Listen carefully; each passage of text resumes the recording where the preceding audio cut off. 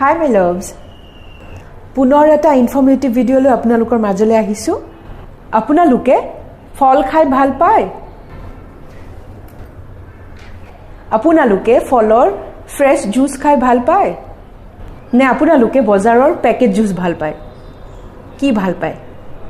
আহক আজিৰ এই ভিডিঅ'টোৰ জৰিয়তে আমি জানি লওঁ গোটা ফল নাইবা ফলৰ জুচ নাইবা বজাৰৰ পেকেটৰ জুচ কোনটো বেছি স্বাস্থ্যকৰ আমাৰ কাৰণে?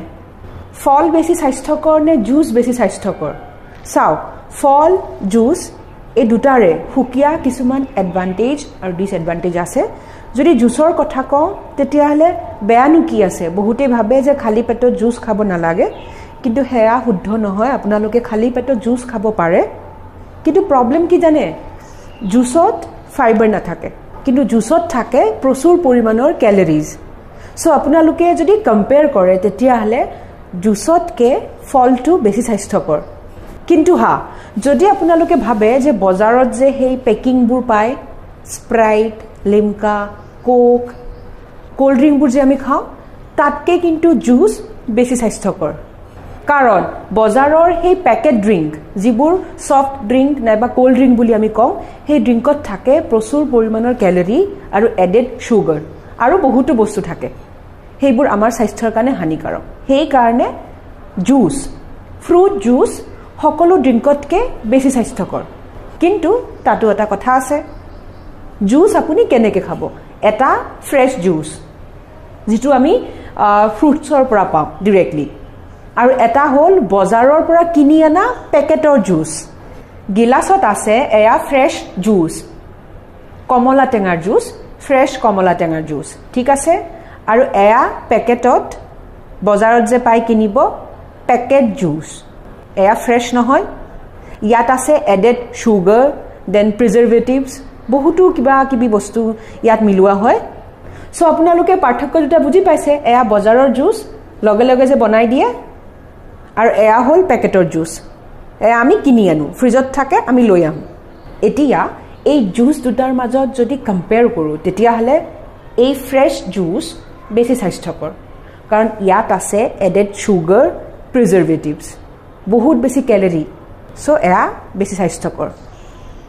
আৰু যদি মই ফ্ৰুট এণ্ড ফ্ৰেছ জুচক কম্পেয়াৰ কৰোঁ তেতিয়াহ'লে ফ্ৰুটছ 100% বেছি স্বাস্থ্যকৰ, কাৰণ ফ্ৰুটছত থাকে প্ৰচুৰ পৰিমাণৰ ফাইবাৰ, আৰু ফাইবাৰৰ উপকাৰিতা আমি জানো।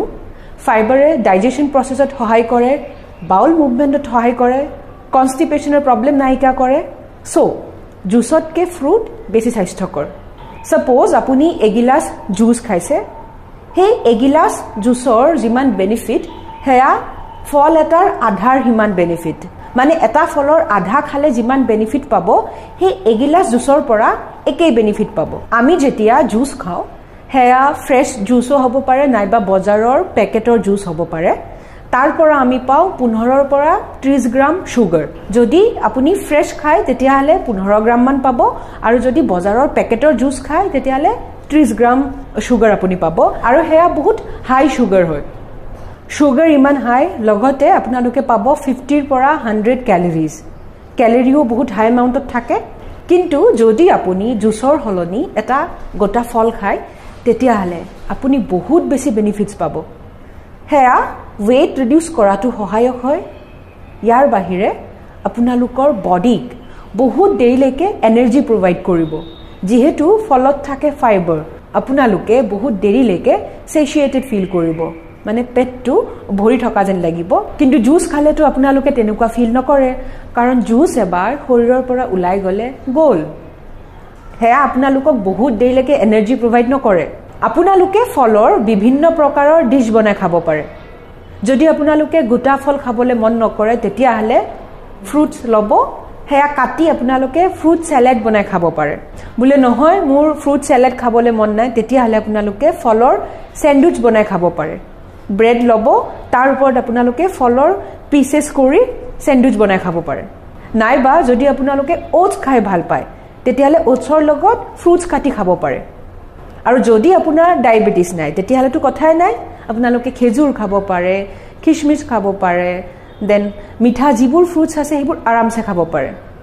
বতৰৰ ফল খোৱা কৰক আৰু ডেইলি আপোনালোকে চেঞ্জ কৰি কৰি ফ্ৰুটছ খাব পাৰে সো এই ভিডিঅ'টোৰ পৰা আমি কি বুজিলো গোটা ফল সদায় সবতকৈ বেছি স্বাস্থ্যকৰ যদি আপোনাৰ ওচৰত জুচ আছে বজাৰৰ পেকেট জুচ নাইবা ফ্ৰেছ জুচ তেতিয়াহ'লে আপোনালোকে খাওক ফ্ৰেছ জুচ আৰু যদি আপোনালোকৰ ওচৰত অপচন আছে জুচ আৰু ফলৰ ফ্ৰুট তেতিয়াহ'লে আপোনালোকে খাওক ফ্ৰুট সদায় আপোনালোকে সেই গোটা ফলটো খাবলৈ চেষ্টা কৰিব আৰু হা আপোনালোকে এটা কথা মনত ৰাখিব চাৰিটা ফল কল আম আঙুৰ আৰু চিকু এই চাৰিটা ফলত থাকে প্ৰচুৰ পৰিমাণৰ ক্যালোৰিজ সো যিসকল লোক ডায়াবেটিছ ৰোগত ভুগি আছে তেখেতসকলে এই ফলকেইটা খাব নালাগে কিন্তু নৰ্মেল লোক যাৰ কোনো ধৰণৰ বেমাৰ নাই তেখেতসকলে এই চাৰিটা ফল আৰামছে খাব পাৰে যিসকল লোক খুব শকত হ'ব নিবিচাৰে তেখেতসকলে এই চাৰিটা ফল খাব পাৰিব কিন্তু মাত্ৰাটো কমাই খাব হা